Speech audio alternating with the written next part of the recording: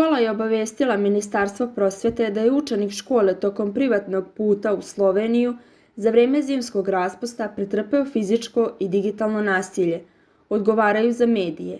U Ministarstvu prosvete, nakon teksta o dečaku 12 godina koji je primljen na Institut za majku i dete sa povredama po telu.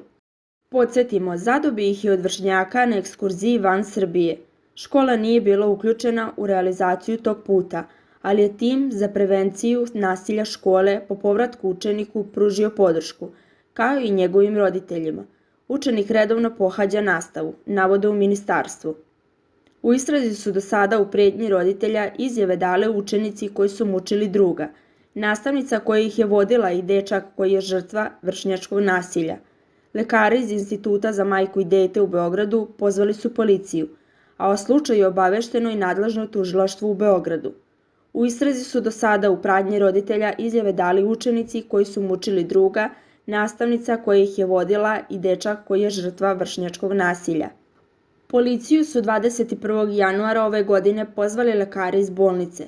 Maloletnika su doveli roditelji koji su ispričali da im je sin bio na ekskurziji i da je tamo zadobio povrede po telu. On je imao vidljive masnice i ograbotine. Dečak je tvrdio da su pokušali šipkom da ga povrede, ali ga nisu uspjeli, bio je u teškom psihičkom stanju.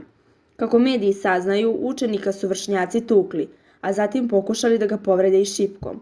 U nameri da saznamo više detalja o ovom slučaju, posjetili smo i školu. Međutim, rečeno nam je da niko od nadležnih nije u mogućnosti da govori o vršnjačkom nasilju.